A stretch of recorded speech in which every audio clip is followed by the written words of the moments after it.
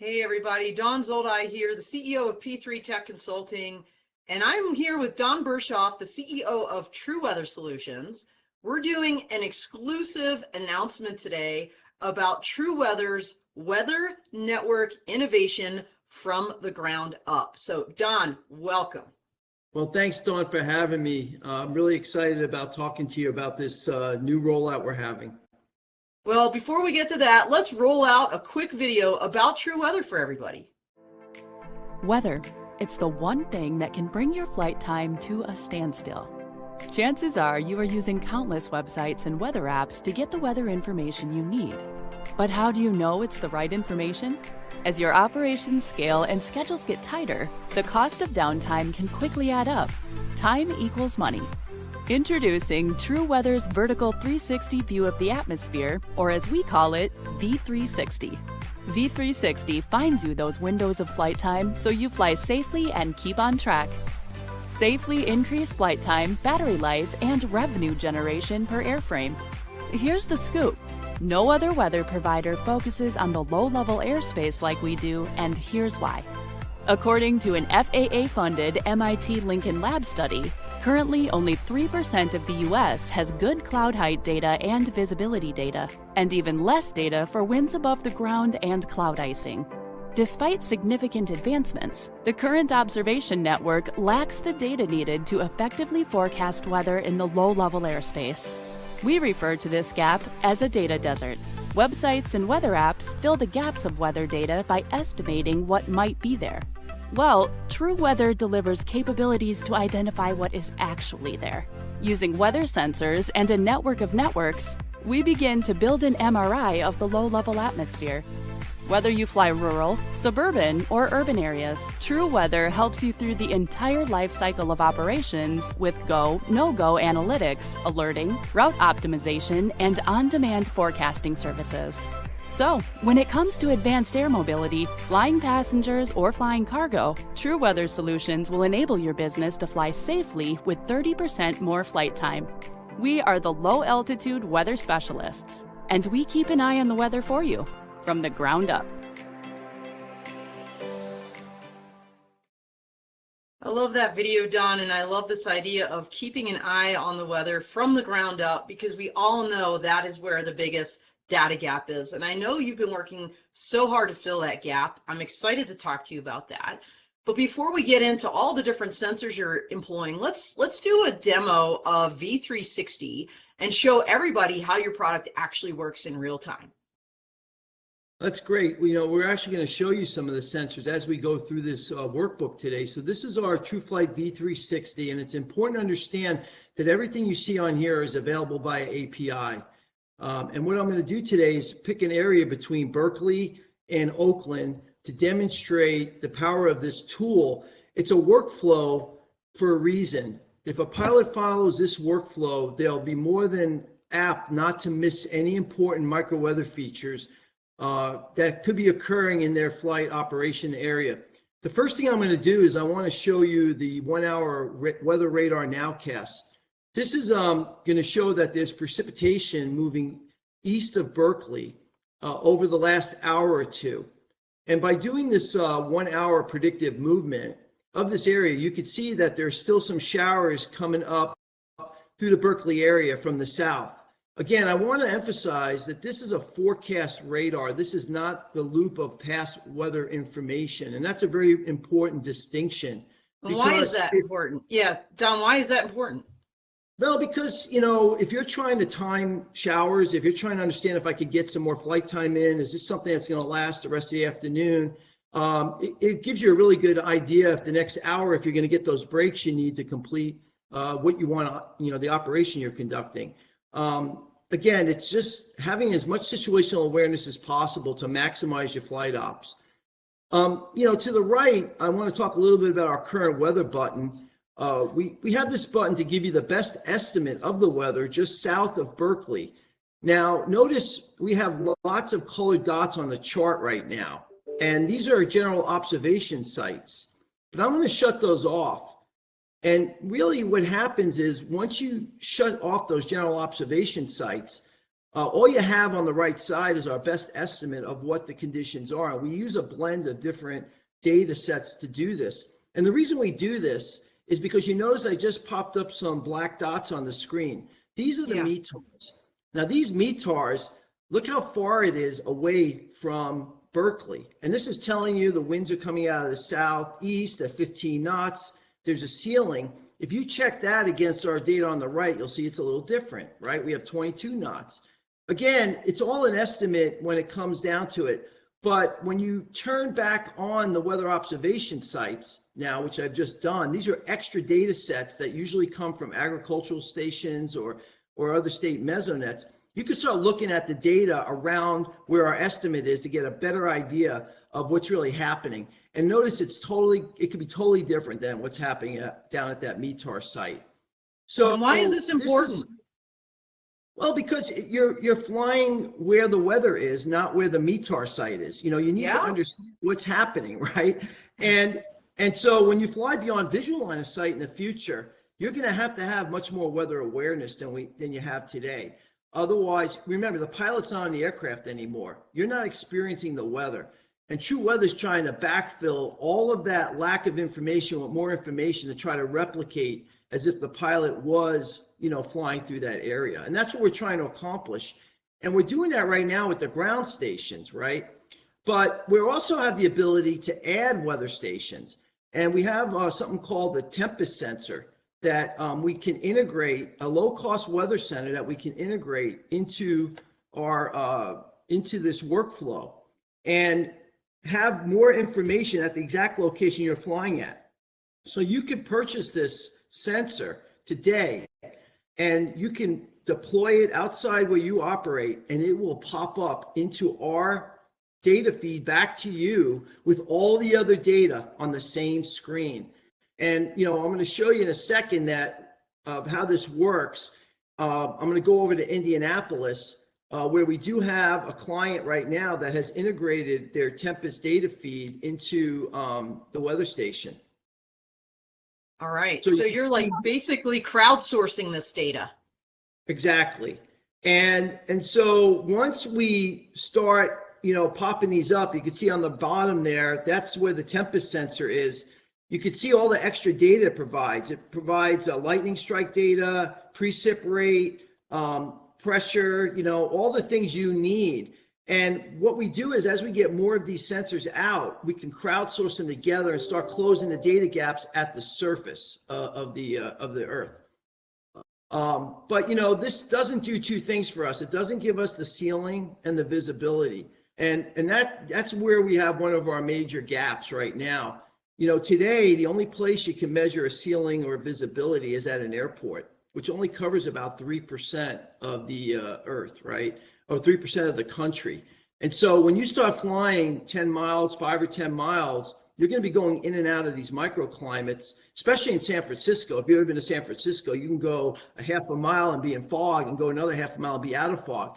How is a beyond visual line sight pilot going to know they're going in and out of fog, right? You won't know. And so what we're looking at is backfilling another type of sensor out there called the IntelSense sensor.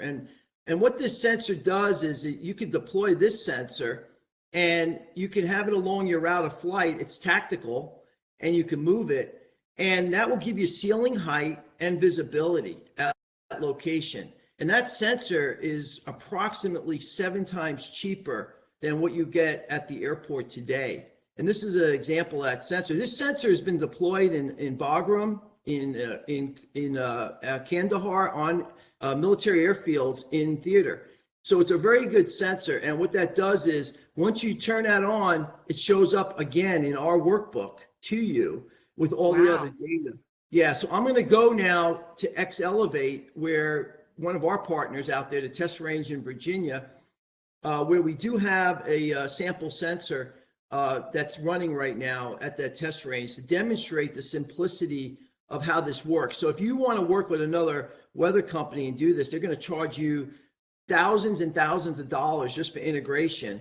And there's a good chance it's not going to be integrated into an API workflow like we have that gives you a one-stop shop for all your information. So That's where, that's what this is really about. We want to make it a simple workflow. We don't want you to have to look at 3 screens with your sensor in one screen and then looking at 4 or 5 weather apps in another screen. So here's an example of the IntelliSense sensor. It's displaying the winds, the temperature, the height of the clouds.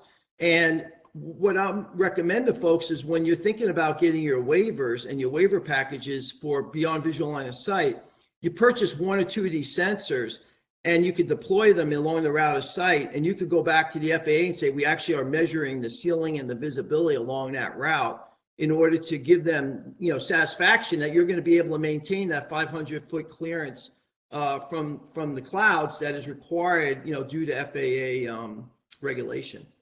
So Don, when people purchase one of these sensors from you or from the company directly, and they become part of your network, does that information then go to everybody, or can it? It can. It depends on the relationship we have with the owner and if they're willing to share the data. What I wanted to show you, though, when you don't have a sensor, we still have this cloud depiction here that shows you the best estimate of the clouds. So in this case here, you see over the bay, there's a ceiling is between 1,000 and 3,000 feet right on the bay. And then when you get inland, you see the cloud deck goes up. So this is one of the tools that we provide. So if you're flying BVLOS and you don't have a sensor, this at least gives you an idea of what those ceilings are doing. But again, it's not perfect. It's an analysis. There's gaps in it. And, we do the best we can. So what we do is we backfill that with these road weather sensors that we bring in also as another tool. And here you could see, so you could see in that area where we're in the blue and purple, you can see it has been raining. You see the road spray, the ceilings look a little bit lower. So this can kind of use this as a validation also of what is happening out there. Here's another sensor that shows the scud, the lower cloud scud that's starting to, the sun's trying to break through. And again, these sensors will be just another tool to fill these gaps, to give you that situational awareness. We're working with Iris Automation, who has their CASA G network, and we're hoping to get a lot of these sensors where they're imaging pictures that we could get their images in, and also add this to this whole event. So again, you see this area where there's some red, which is the visibility. I just pulled up a visibility chart. It's saying the visibility is between 1 and 3 miles, and I just showed you the video that's showing, it looks like the visibility is low in that area. So this is just the power of, from the ground up, bringing all these data sets together in a one-stop shop and allowing you to see, again, looking at different observations, comparing against what you're seeing, comparing to what our models are saying. This is what a pilot should really be doing in their workflow when they provide, fly beyond visual line of sight. And TruWeather will provide training on how to use this, and we will also work with companies and UAS programs out there to help on the tactics, techniques, and procedures to make sure you are getting the full value of this data to help optimize your operations. So that's incredible. Yeah, so what we're going to do now is I want to talk a little bit about, the winds, right? So we haven't really talked about the winds above ground level. The winds above ground level are the biggest mystery. At least you could see clouds, right? But the challenge we have is we only measure winds at 122 balloon launch sites a day, twice a day, and around airports where aircraft land and they will enter, below 400 feet right around the airport. Again, 97% of the country does not have any measurements of winds aloft. This right here is our best estimate of those winds based on a model, right? And right here we see the winds are blowing 14 to 25 knots. You can see at the ground on the right, we're seeing gusts to 22, 27. And so those winds aloft may not be accurate. We could be 10 knots stronger aloft right now. And we see that a lot when we launch our drone, a Meteor drone, and these microclimates around water and terrain really can change those winds. So what we're doing is, we're working on providing sensors now that can actually measure the winds aloft. One of these is our Metro Weather scanning and wind lidar, which is part of our urban test bed in NASA down in Hampton, Virginia. We'll have 2 of these out there operating that can look up and look for dust and particles in the air. And using Doppler technology, we can track the movement of those particles and how the winds are behaving aloft. And this could cover a 20-kilometer area, up to 6,000 feet at 75-meter resolution, which means you got virtually an MRI of the atmosphere. You know, it's like you could see the winds and the currents. This is going to be amazing for power optimization, power consumption, how far you can fly. You know, are you going to get there on time? If you got a strong headwind, are you going to be able to deliver your goods to meet the contract that you have with your clients? And we're looking at these as being amortized across lots of drone missions. So we're going to drive the cost down. We're going to deploy these, resell this information, and drive the cost down per operator to make it very affordable for them. And it's going to get them about 10-to-1 return on investment. Another product we have for wind is our NRG LiDAR. And this is what we use for a point location. So if we don't want to have a scanning LiDAR, because they're a little more expensive, you can actually have a single beam LiDAR at a point that could go up and see those winds up to 800 feet above the ground level. Again, these will help us measure and give you a better idea if there's wind shear aloft, what's happening aloft. This is an example of this instrument. It's easily deployable. We've talked to folks about putting them on mobile command posts that go out to the field after disaster recovery operations. Yeah, that makes sense. Yeah, you're trying to get drones up, right? And you want to know what's the soonest I can get them up, because if you're waiting and you don't know what those winds are doing, you're losing time to go find people that are trapped in rubble and to identify the damage assessments. We also have the Trisonica anemoment, which we can put on top of towers. And this one here, if you can go with the LiDAR, or it could go on its own. You can also put this on top of a drone. And we're going to be flying that anemometer on drones in the UAS test bed down in Hampton. We're bringing all these sensor capabilities together, and we have basically a playground for sensors down there.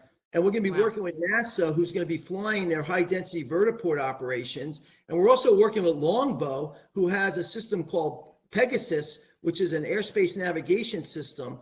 And we're going to be tying all this data together into these systems, and we're going to be demonstrating the full value of micro weather fully integrated into specific corridor operations. That's going to get you maximum efficiency and effectiveness.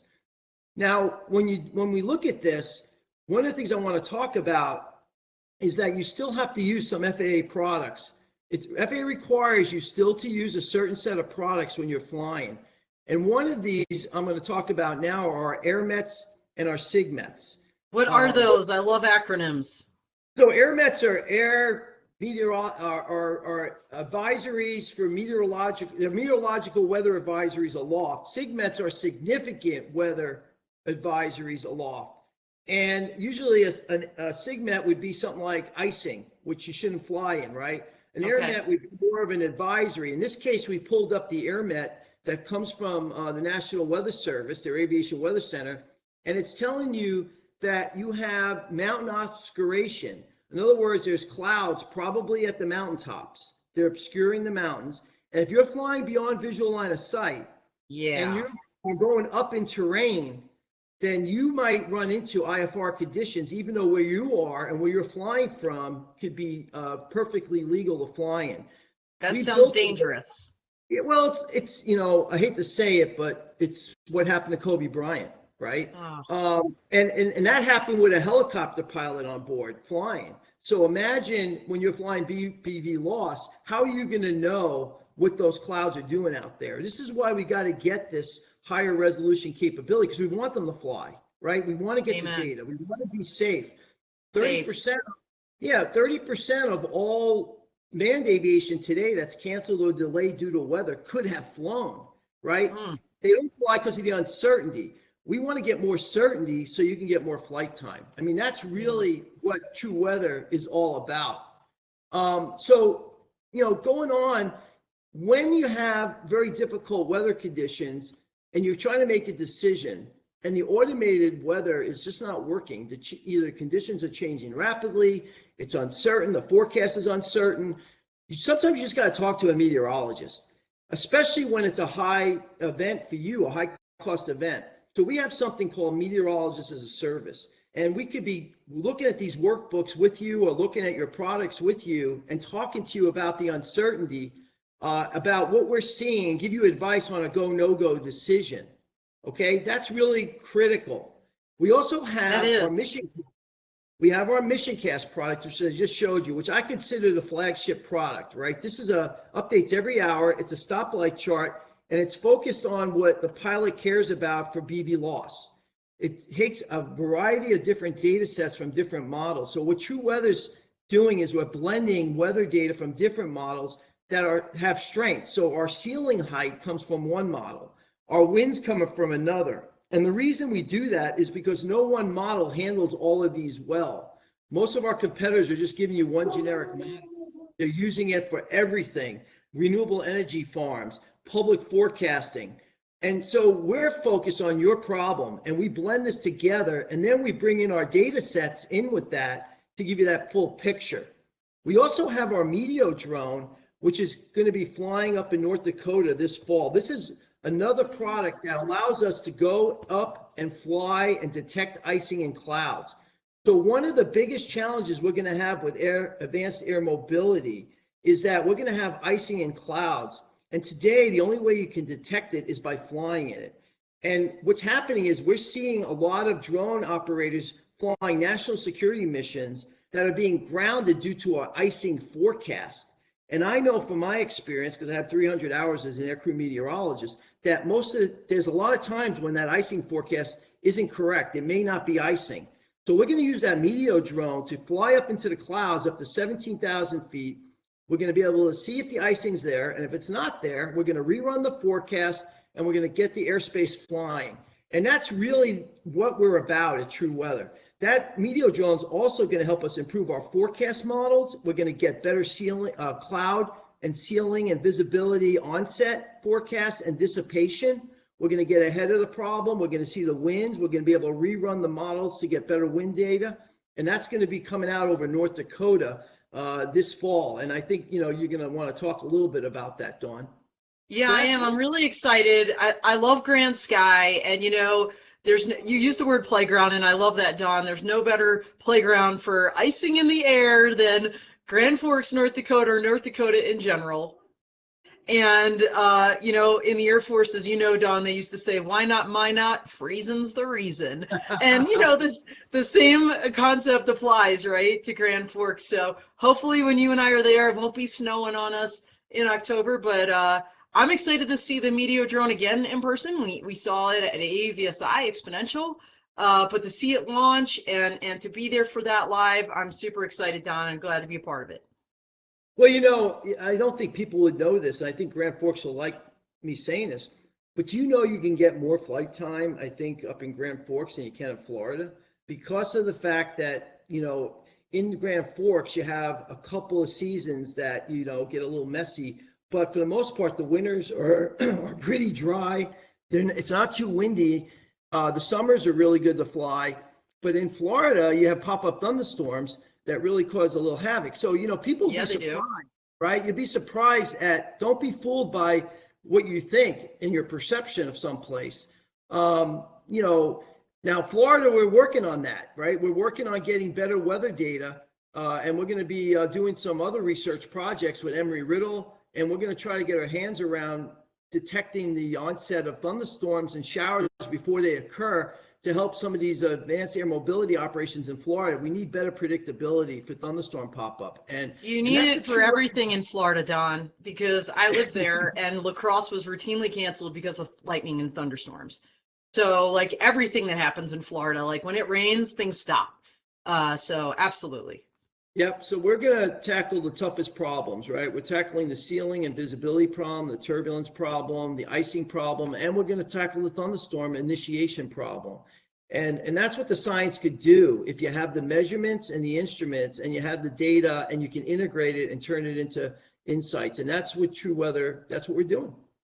Well, it's incredible, and you know, I'm excited to see this continue to grow over time. And what you already have now with this MissionCast and V360 is such a value add to people, Don, because no one else is, as you said, pulling in and integrating the data that's already out there, a data set that you continue to grow on a daily basis by crowdsourcing and enlisting other folks. I love that you it combined ground sensors with iris automation and others. Just phenomenal. So Well, thank you for everything you're doing. Well, thank you for being a fan. And don't forget, we're also working on the ASTM F38 standards, right? And working very closely. I lead that group, and we're going to basically, the FAA has said that they want to move forward with the concept of getting away from certifying weather instruments to data performance standard, which means because of that, we'll be able to use other types of weather data now. We don't have to just use the ASOS, $250,000 ASOS. We will actually be able to use lower cost sensors like the Tempest, as long as we know the quality of the data coming off of it, and we can quantify that with the error rates and then make that available with the metadata to the UTM and to the end users. This is really exciting because that's going to allow us to close these gaps a lot faster, a lot more affordably. And to me, that's one of the biggest wins. And I really take my hat off to the FAA and to NASA, because NASA is really, you know, driving this innovation. Without the NASA support, TruWeather wouldn't have developed some of these capabilities that we have. And I really take my hat off to them for really being out in front and really wanting to help small businesses while also solving a major problem that's going to come down the pike. Well, that's awesome. And everybody, you heard it here first.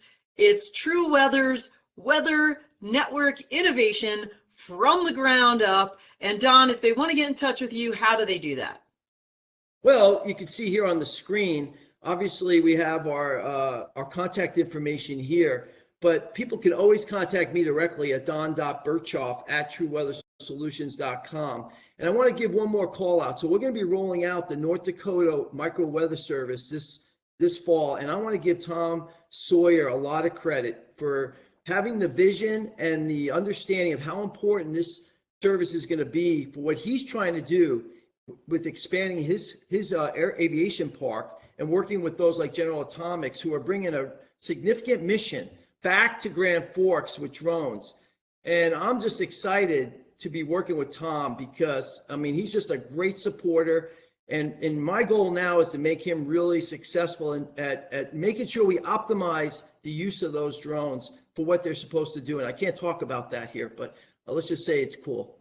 It's going to be cool, no doubt in my mind. So you heard it here. Thank you, Tom Sawyer. Thank you, Grand Sky. Looking forward to seeing Meteor Drone in North Dakota here soon, and to continuing to watch the Weather Network innovation from the ground up as it continues to expand. So that's all she wrote. We are out here. Thank you so much, Don. Thank you.